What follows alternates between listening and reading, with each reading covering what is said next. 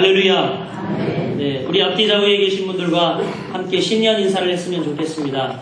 새해 복 많이 받아 누리시길 바랍니다. 새해 복 많이 받아 누리시길 바랍니다. 네, 할렐루야. 여러분 새해 복 많이 받아 누리시길 바랍니다. 네. 이제 신년 감사 예배를 드리면서 어떤 말씀을 전할까 이제 많이 고민을 했어요. 왜냐하면 송구영신 예배를 드릴 때 이미 올해 표에 대한 설교는 했기 때문에 어떤 설교를 할까. 그런데 로마서 강의를 하고 있었으니까 그냥 계속해라. 예. 그래서 말씀을 이렇게 준비하다 보니까 어쩌면 신년에 우리에게 이렇게 꼭 필요한 말씀을 하나님이 적절히 주실까 깜짝 놀라지 않을 수 없었습니다. 아울러 또한 이 말씀은 또 나에게 주시는 말씀이구나 더 깊이 새김바 되게 되었습니다.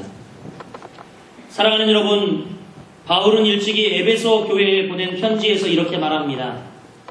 그런즉 너희가 어떻게 행할 것을 자세히 주의하여 지혜 없는 자같이 말고 오직 지혜 있는 자같이 하여 세월을 아끼라. 때가 악하니라. 그러므로 어리석은 자가 되지 말고 오직 주의 뜻이 무엇인지 이해하라. 이렇게 말했습니다. 이제 좀 더 본문이 진행되면서 또 구체적으로 이야기합니다. 이 길을 이은 에베소서 말씀에는 이렇게 이야기하죠. 정말로 너희가 주 안에서와 그 힘의 능력으로 강건하여지고 마귀의 계계를 등이 대적하기 위하여 하나님의 전신갑주를 입으라. 우리의 씨름은 혈과 육에 대한 것이 아니요 정사와 권세와 이 어둠의 세상 주관자들과 하늘에 있는 악의 영들의 계함이라. 이렇게 말했습니다. 바울이 지금 이야기하고 있는 요지는 뭡니까? 자신이 살고 있던 그 시대를 영적인 싸움이 있는, 영적인 전투가 있는 시대라고 말하고 있습니다. 그런데 사랑하는 성도 여러분, 세월은 지났지만 오늘 우리가 살고 있는 이 시대는 어떠합니까? 여러분, 영적인 싸움이 끝났습니까? 영적인 전투가 끝났습니까? 아니면 지금도 그 싸움이 한참 진행되고 있습니까? 아니면 이제 그 싸움이 종반전에 접어들어서 더욱 치열해지고 있습니까? 여러분은 어떻게 보시고 있는지요? 제가 원래는 황해노예, 무지역 노예인 황해노예, 이북에서 주로 내려오신 분들이 노예를 구성한 그 황해노예에 속해서 활동을 했고 거기서 목사 안수를 받았습니다. 그런데 이 목사님들 가운데서는요, 이북에서 내려오신 분들이 굉장히 많아요. 언젠가 어느 노 목사님으로부터 6.25 때 마지막 휴전을 앞두고 남과 북이 치열하게 싸운 이야기를 노예에 가서 들은 적이 있습니다. 그 목사님은 백마고지 전투 때 직접 소대장으로 그 부대를 지휘하셨던 분이라서 아주 생생하게 그때 상황을 우리에게 전하여 주었습니다. 이제 이 북한군이 휴전한다는 소리를 들으니까 이제 남쪽에서나 북쪽에서나 이 남쪽에서는 한 뼘이라도 위쪽으로 치고 올라가려고 하고 휴전한다는 이야기가 들리니까 또 북쪽에서는 단 한 뼘이라도 치고 아래로 내려오려고 너무너무 밤낮 치열한 전투가 벌어졌다고 합니다. 그런데 낮에는 남쪽에서 그 고지를 점령하면 밤에는 또 주인이 바뀌는 거예요. 북쪽에서 그 고지를 점령하고 이런 고지를 빼앗기고 하는 이런 싸움을 계속하면서 정말 그 옆에서 너무 많은 전우들이 죽었다고 합니다. 사랑하는 여러분, 지금은요 영적 전투의 마지막 때입니다. 이미 악한 사단 마귀는 예수 그리스도의 십자가 사건으로 말미암아 그 머리에 치명상을 입고 사실은 더 이상 활동할 수 없는, 이제 더 이상 그 힘이 미약한 상태에 있지만 지금 악한 사단 마귀는 최후의 발악을 하고 있어요. 어떻게 해서든지 이제 폐색이 짙어진 그 전쟁 가운데, 영전 가운데 어떻게든지 믿는 한 영혼이라도 자기의 부활을 삼고 자기 쪽으로 데려갈까, 치열하게 자기 영토를 차지하기 위해서 지금은 영적 전투의 마지막 때를 우리가 지내고 있습니다. 어쩌면 이 시대는 바울의 시대보다 더 악합니다. 따라서 여러분, 우리 크리스찬들은 바울의 시대 때보다도 사실 더 영적인 무장을 해야 될 때임을 믿으시길 바랍니다. 사랑하는 거룩한 미성관계 성도 여러분, 2015년 바울의 권면처럼 정말 세월을 아껴서 지혜롭게 살아야 할 때인 줄 믿습니다.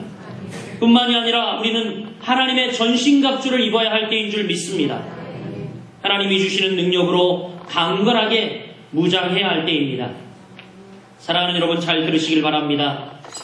이 마지막 때에 하나님도 사탄도 자기 목적을 이루기 위해서 작전에 사용할 무기를 찾고 계십니다. 무기를 찾고 계세요.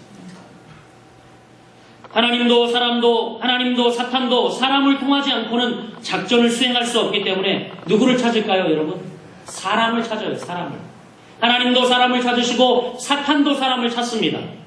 하나님께서 당신이 뜻하신 무엇인가 말씀하시려고 해도 당신의 뜻을 전할 필요한 진실한 주의 종을 찾습니다.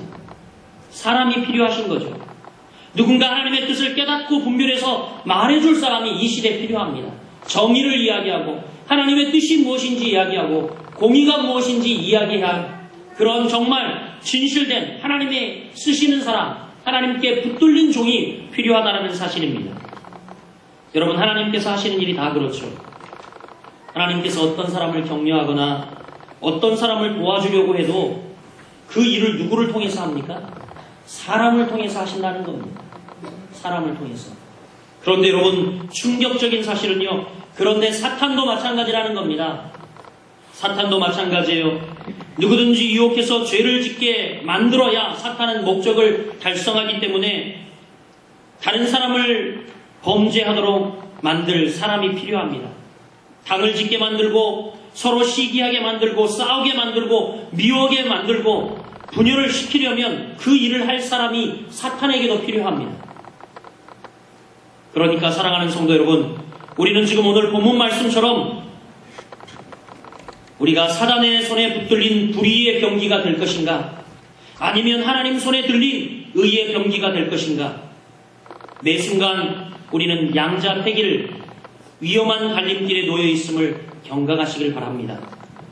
그러니 여러분, 오늘 말씀이 얼마나 중요한 말씀입니까? 그리고 신년벽도 시작하며 이 신년 첫 주일에 우리에게 얼마나 필요한 말씀인지 절감이 되어집니다.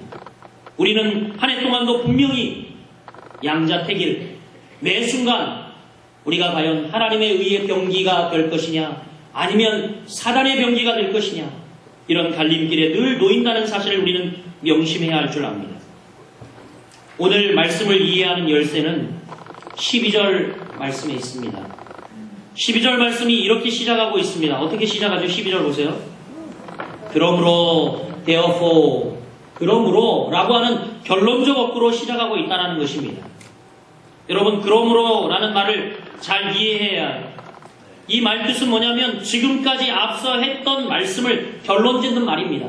그러니까 지금 1장부터 6장까지 전개되었던 모든 이야기를 어떻게 해요? 결론 짓는 이야기예요. 결론 짓는 이야기. 1장부터 여러분 6장까지 지금 전개되었던 이야기가 어떤 이야기입니까?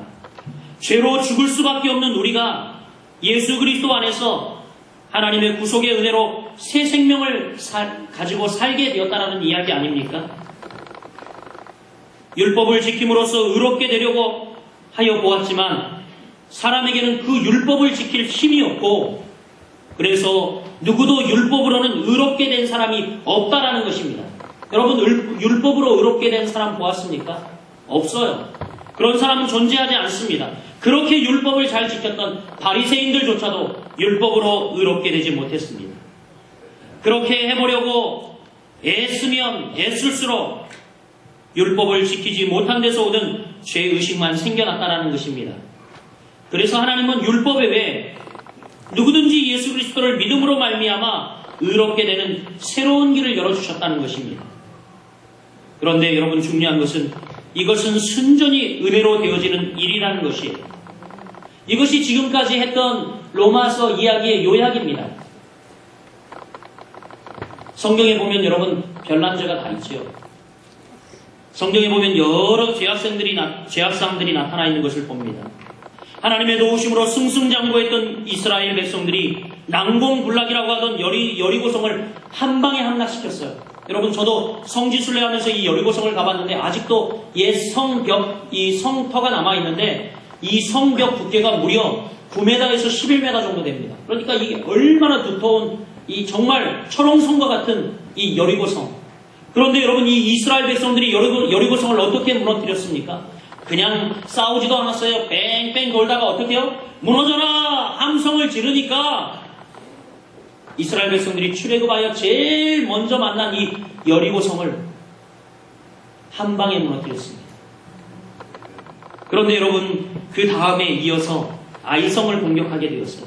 여리고성에 비하면 이 아이성은 찌깐한 성이었어요. 찌깐한 성. 크지도 않았습니다. 그런데 여러분, 이스라엘 백성들은 이 싸움에서 어떻게 했습니까? 대패를 당했습니다. 모세가 하나님께 이유를 묻습니다. 그러자 하나님께서 너희가 범죄했기 때문이다. 그래서 이 싸움에서 패했노라고 정확하게 패인을 가르쳐 줍니다. 그래서 이제 모세는 범죄한 사람을 찾아내려고 제비를 뽑았더니 아간이라고 하는 사람이 뽑혔어요. 그런데 이 사람이 무슨 죄를 저질렀는가 하면 여리고성이 함락될 때에 좋은 신할산의 외투 한 벌과 금부치와 은부치 몇 개를 제 주머니에 챙긴 겁니다. 그 전에 하나님께서 이 모든 것을 다 없애라고 이스라엘 백성에게 명령을 했지요.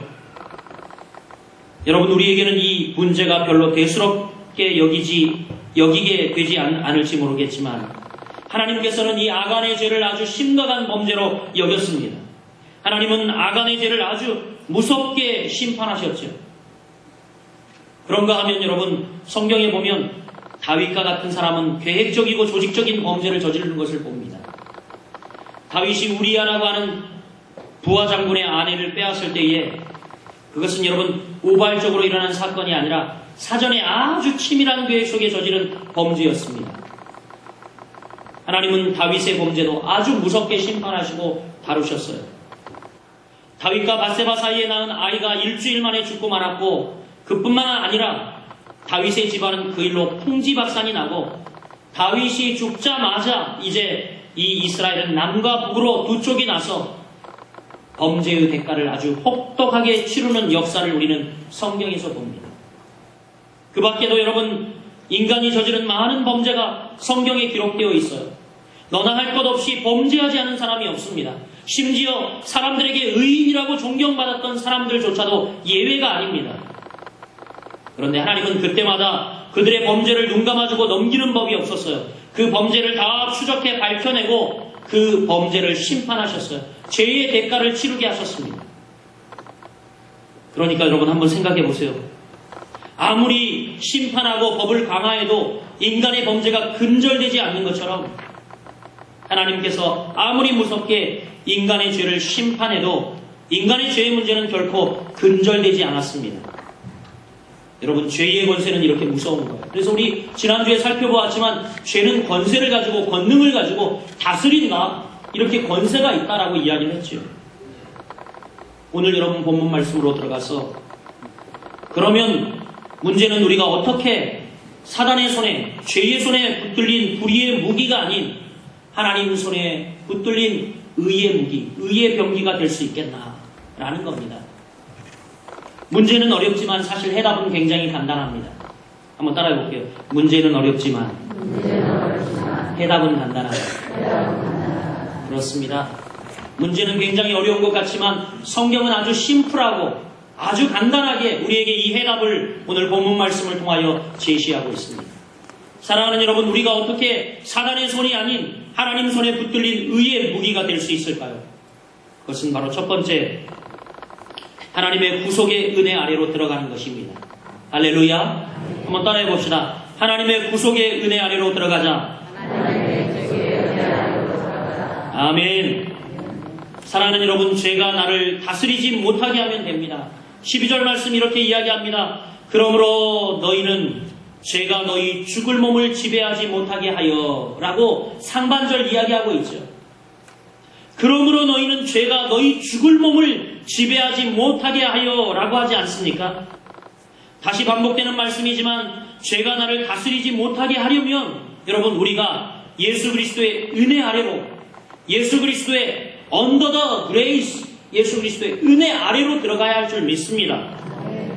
그래서 14절에 이렇게 이야기하지 않습니까? 오늘 본문의 결론 말씀인 14절에는 죄가 너희를 주장하지 못하리니 이는 너희가 법 아래 있지 아니하고 어디 아래 있다고요?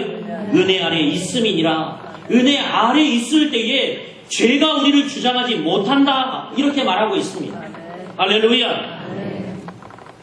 그리고 14절 말씀에는 너희가 법 아래 있지 아니하고 라고 이야기해요. 법 아래라는 것은 어떤 의미인지 아십니까? 여기서 under the law, 이 법 아래라는 의미는 이런 의미를 가지고 있습니다. 자신의 힘으로 죄와 싸워 이겨보겠다는 모든 시도를 가리킵니다. 네 의지로, 네 힘으로 죄와 맞서 싸워보려고 했던 그 시도들, 모든 그런 계획들, 그런 모든 것들을 가리킵니다. 내가 내 의지로 선하게 살아보겠다는 모든 인간적인 노력을 가리킵니다. 그런데 여러분, 이것으로 될 수 없어요. 내 의지로는 될 수 없습니다. 우리가 이걸 알아야 돼요. 여러분, 오직 무엇으로 된다고요? 구속의 은혜로 되는 것입니다. 할렐루야. 할렐루야. 내가 공적을 쌓고 업적을 쌓아서 그것으로 인정받아 보겠다는 마음의 성향을 가리킵니다. 법 아래라는 뜻이 그런 의미를 이야기하고 있습니다. 그러나 사랑하는 거룩한 비성강교회 성도 여러분, 예수 그리스도의 은혜 아래로 들어가시길 바랍니다. 할렐루야. 내 삶의 모든 문제를 해결하는 길은 하나님의 은혜밖에 없다라는 것을 인정하셔야 됩니다. 생각해 보십시오, 여러분. 아무리 어려운 문제가 있다 해도 이 인류가 안고 있는 문제 중에 죄의 문제만큼 여러분 어려운 문제가 어디 있겠습니까? 그런데 우리 하나님 아버지께서는 모든 인류가 안고 있는 이 죄의 문제를 해결해 주셨습니다. 할렐루야. 예수 그리스도를 통해 그분의 은혜로 이 죄의 문제를 해결해 주셨어요. 그러면 여러분, 인류 가운데 가장 어려운 문제인 이 죄의 문제를 해결하신 분이 생각해 보십시오. 하나님의 은혜로 해결될 수 있는 거라면 여러분, 그 밖에 모든 문제는 자동적으로 하나님의 은혜로 해결될 줄 믿습니다. 죄까지도 해결하신 그분께서 여러분, 그 이하의 다른 모든 일들을 해결하지 못할 일이 어디 있겠습니까? 여러분, 2015년 시작하며 여러분 삶 가운데 어떤 문제가 있습니까? 하나님 은혜 아래로 들어가십시오. 사업상의 문제가 있습니까? 자녀들의 문제가 있습니까? 건강의 문제가 있습니까? 어떤 염려와 걱정이 여러분 가운데 찾아옵니까? 인간관계에서 찾아오는 문제에 부딪히셨습니까? 학업의 문제가 있습니까? 사랑하는 여러분, 이것을 해결할 수 있는 길은 딱 하나밖에 없습니다. 모두가 하나님의 은혜로 해결이 될 겁니다. 하나님의 의의 병기가 되기 위해서는 우리가 예수 그리스도 안에서 하나님의 구속의 은혜 아래로 들어가는 것이 첫째입니다. 이 자리에 있는 모든 거룩한 비성강교회 성도 여러분 모두는 2015년 하나님의 구속의 은혜 아래로 들어가 그분의 은혜에 푹 잠겨 사는 귀한 여러분들 되시길 주님의 이름으로 축원드립니다. 두 번째, 여러분, 하나님 손에 들린 의의 병기, 의의 무기가 되기 위해서는요, 두 번째, 자기 자신이 하나님께 기꺼이 헌신해야 된다는 것입니다. 할렐루야. 우리 자신이 기꺼이 하나님께 헌신해야 됩니다. 우리가 하나님 구속의 은혜 아래로 들어가는 것뿐만이 아니라 우리가 기꺼이 그분을 위해 헌신해야 할 줄 믿습니다. 자신을 하나님께 드린 사람은 더 이상 죄의 종이 아니기 때문입니다. 여러분이 하나님 앞에 외치세요. 거룩한 하면서 하나님, 나는 하나님께 드렸습니다. 그러면 이제 여러분은 사단의 종이 아닌 누구께 되는 거예요? 하나님께 속한 하나님의 종이 되는 겁니다. 하나님의 순종의 종. 순종의 종은 오늘 17절 하반절에 보면, 여러분 본문에 해당되진 않지만 이렇게 이야기하고 있어요. 17절 하반절 보면 너희에게 전하여 준 바 교훈의 본을 마음으로 순종하여 라고 이렇게 이야기합니다. 너희에게 전하여 준 바 교훈의 본을 마음으로 순종하여 이렇게 이야기하고 있어요. 여기서 여러분 마음으로 순종하다 라는 말은 어떤 의미냐면 순종하는 채 하라는 것이 아니에요. 마음속 깊이 순종하는 것을 말합니다. 불평하면서 그 길을 가는 것이 아니라 기쁨으로 하는 것을 말합니다. 사랑하는 여러분, 마음으로 하는 순종이 여러분들에게 있어지길 간절히 소원합니다. 우리 중에 많은 사람들이 그런 순종을 드리지 못합니다. 진짜 그래요. 이게 안타까운 부분입니다. 그래서 이 사실을 잘 아는 요한 웨슬레는 그의 설교 가운데 이런 설교를 했어요. 반쪽 크리스찬이라고 하는 설교가 있어요. 그에게. 반쪽 크리스찬, 하프 크리스찬이라고 하는 영어 제목으로 이런 설교가 있습니다. 뭐예요? 이 설교 내용은 오늘날 그리스도인들이 하나님 앞에 전적으로 헌신하지 못한다는 겁니다. 전적으로 드리지 못한다는 겁니다. 그렇게 될 때 여러분 우리가 어떻게 되는 줄 아십니까? 우리가 하나님께 전적으로 순종하지 못하고 반쪽 순종, 그것을 드린다고 한다면 우리가 하나님께 드리는 순종과 헌신은 마치 어떤 게임과 같아서 우리가 하나님과 사탄 사이에 어느 쪽으로 기울어지느냐에 따라서, 여러분, 어느 쪽으로 기울어지느냐에 따라서 둘 중에 하나가 될 수 있어요. 하나님 쪽으로 기울어서 하나님께 전적인 순종을 드리는 삶이 되느냐, 아니면 사탄에게 속한 삶이 되느냐, 두 가지밖에 없는 거예요. 중립적 위치는 없는 거예요. 여러분이 어느 쪽 헌신을 드리고 있습니까? 하나님께 전적인 순종과 헌신을 드리고 있습니까? 아니면 그저 마음으로는 절대 수긍하지 못하고 몸만 드리는 헌신을 그냥 마지못해 억지로 하고 있습니까? 이건 여러분 순종이 아니에요. 순종이 아니에요. 그렇습니다. 사랑하는 여러분, 하나님께 전적인 순종을 드리는 사람은 삶의 주인이 바뀌어요. 할렐루야. 삶의 주인이 누구로 바뀔까요? 예, 그들의 삶의 주인은 하나님이 되시는 겁니다. 예수님이 되시는 거예요. 예수 그리스도가 되시는 거예요. 우리가 하나님께 전적으로 순종하는 삶으로 우리의 여러분 무게를 이렇게 옮기잖아요. 그러면 우리는 하나님께 속한 종이 되는 겁니다. 하나님이 우리 삶의 주인이 되어주십니다. 할렐루야. 여러분 삶 가운데 역사가 일어나지 않고, 여러분 삶 가운데 변화가 일어나지 않는 이유가 뭔지 아세요? 담갔다 말았다 그러는 거예요. 만약에 여러분이 전적으로 하나님께 담가보시면 여러분 삶의 주인이 하나님이 되신다니까요. 하나님이 삶의 주인이 되면 여러분 그때부터 우리는 하나님 손에 들린 무기가 됩니다. 의의 병기가 되는 거예요. 의의 무기가 되는 겁니다. 오늘 본문은 여러분 뭐라고 이야기합니까?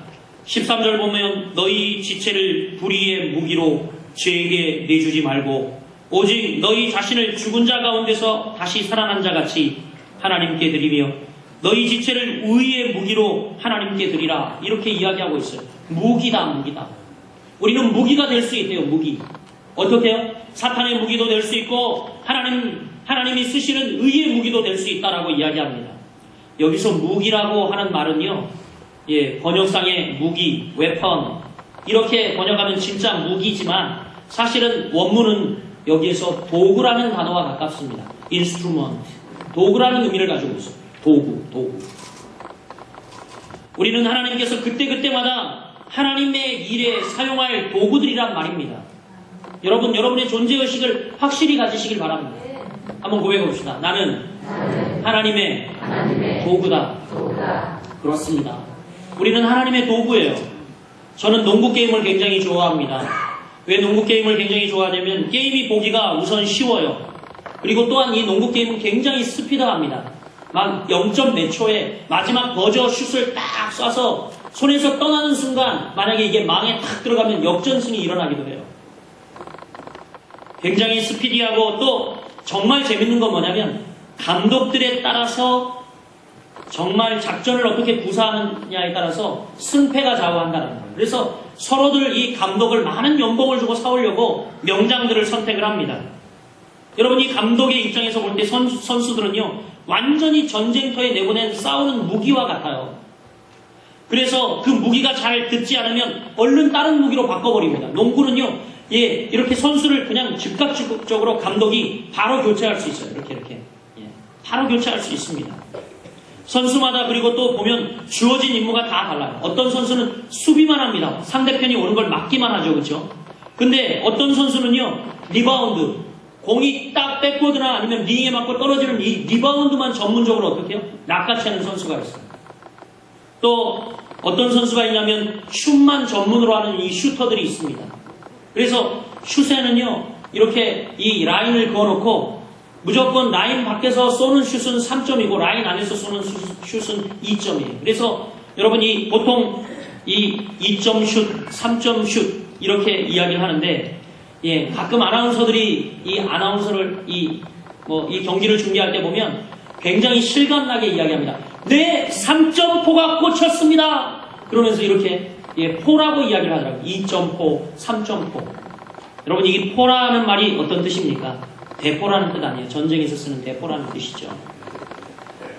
그때마다 감독이 골랐었습니다. 프로 선수들은 게임을 오래 하고 싶을 겁니다. 그래야 포인트를 많이 올리고 자기 몸값이 올라가니까요.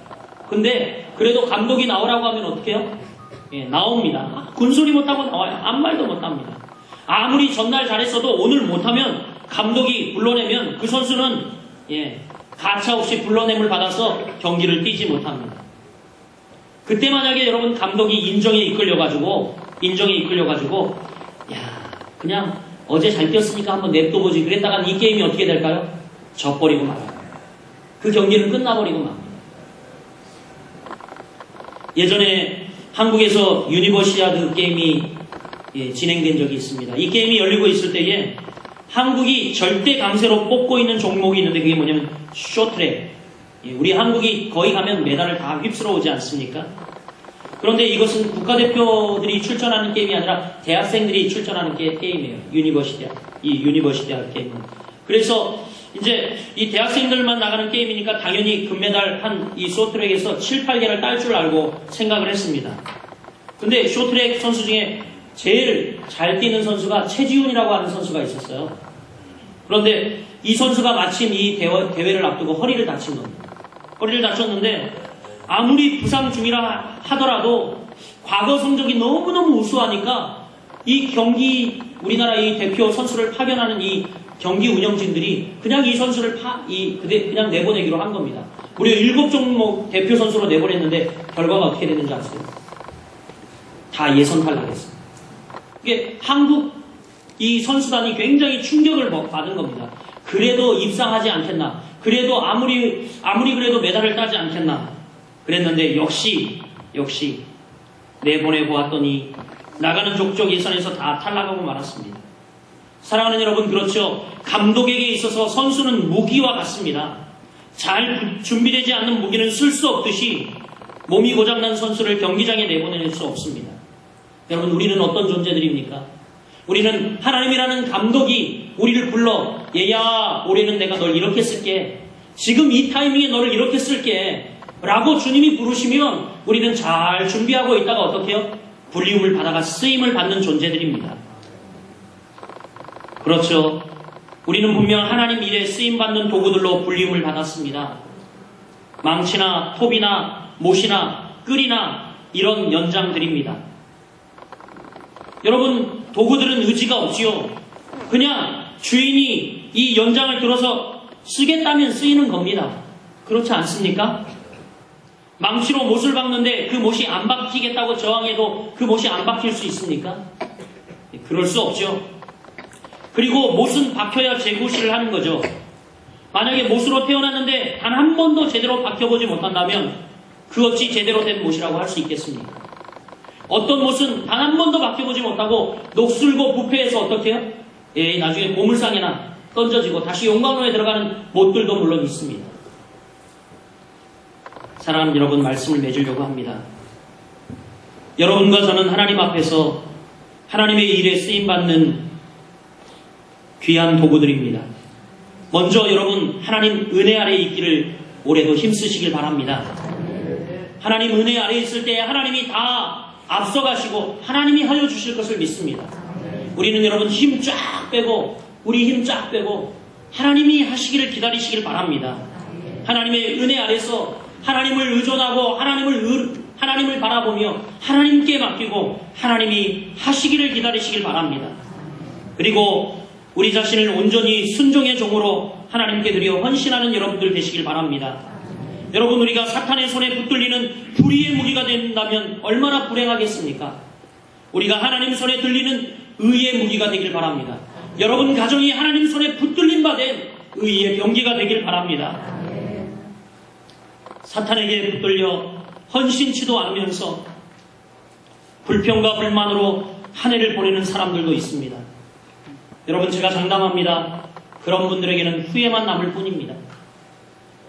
여러분, 개인뿐만이 아니라 이제 2015년 출발을 앞두고 우리 교회와 여러분 가정과 그리고 우리 모든 성도들이 이 마지막 때에 것입니다. 얼마 전 소천하신 방지일 목사님 말씀을 드리고 말씀을 맺습니다. 이 목사님은 많은 사람들이 103세의 일기로 한 2달 전에 소천을 하셨는데 찾아오는 모든 분들에게 언젠가 설교 때도 이야기했지만 이런 이야기를 했다고 그래요. 이 이야기는 일찍이 영국의 청교도 개혁가였던 이 조지 휘트필드가 했던 이야기입니다. 여러분, 녹슬어 없어지지 말고 달아 없어지세요. 이렇게 이야기를 했다고 합니다.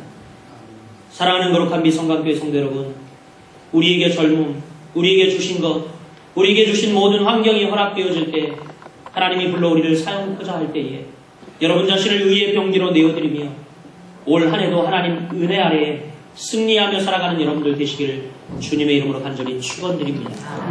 기도하겠습니다.